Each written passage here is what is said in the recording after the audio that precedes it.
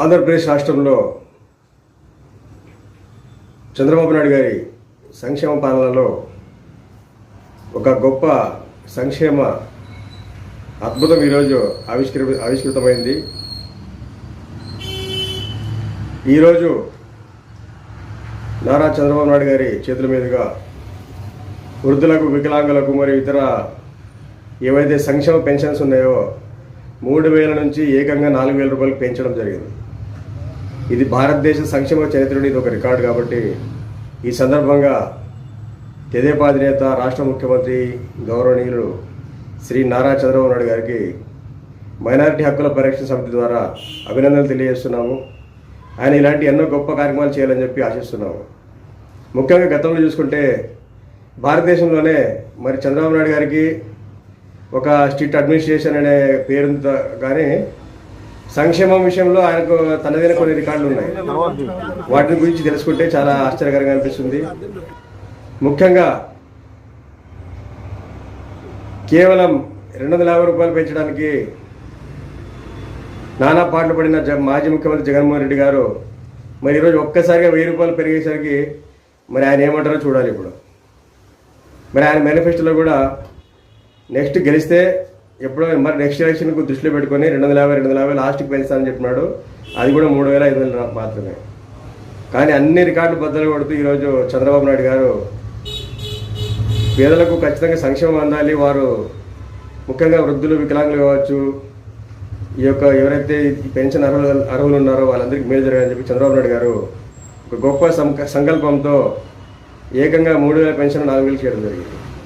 ఇక్కడ ఎలాంటి పిసినారితనం కానీ ఏం చూపలేదు ఆయన. మనం గత చరిత్ర చూసుకుంటే వైఎస్ రాజశేఖర రెడ్డి గారు సీఎంగా ఉన్నప్పుడు, తర్వాత 5 ఏళ్ళు కాంగ్రెస్ ప్రభుత్వం ఉన్నప్పుడు 2004 నుంచి 2014 వరకు కేవలం 200 రూపాయలు మాత్రమే పెన్షన్ ఉన్నది వృద్ధులకు. 201 రూపాయలు కూడా కాలేదు. అంటే కేవలం 200 రూపాయలు మాత్రమే ఉంది, 1 రూపాయి కూడా పెంచలేకపోయింది ఆ ప్రభుత్వాలు.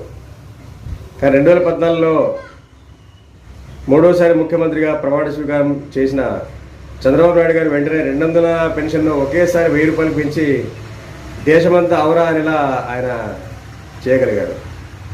అప్పటి నుంచి పెన్షన్ అంటే కనీసం ఇంతైనా ఉండాలనే విధంగా దేశవ్యాప్తంగా చర్చ మొదలైంది. ఆ విధంగా చాలా రాష్ట్రాల్లో వృద్ధులకు, వికలాంగులకు పెన్షన్లు పెంచడం జరిగింది. అంటే చంద్రబాబు నాయుడు గారి ఒక స్టెప్ వల్ల కేవలం ఆంధ్రప్రదేశ్లో పేదలకు కాదు, దేశవ్యాప్తంగా పేదలకు మేలు జరిగింది అనేది జగద్విదితం.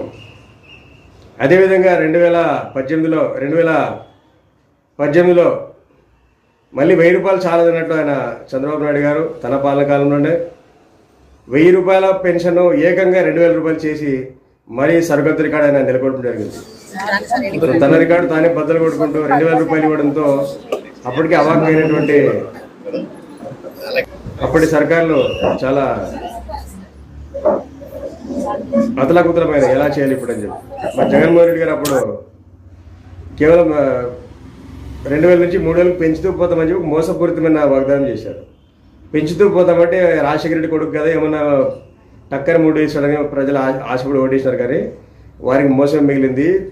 2019లో తొలి సంతకమే జగన్మోహన్ రెడ్డి చేసింది మోసపూరిత సంతకం. ఆ సంతకం ఏమంటే కేవలం 250 పెంచాడు ముసలిళ్ళకి పెన్షన్, వృద్ధాప్య పెన్షన్ కేవలం 250 పెంచి ఏమన్నారంటే పెంచుకుంటూ పోతామన్నారు. మరి ఆ మాట ముందే చెప్పాలి కదా. కానీ చంద్రబాబు నాయుడు గారు అలాంటి మోసపూరిత పనులు చేయలేదు.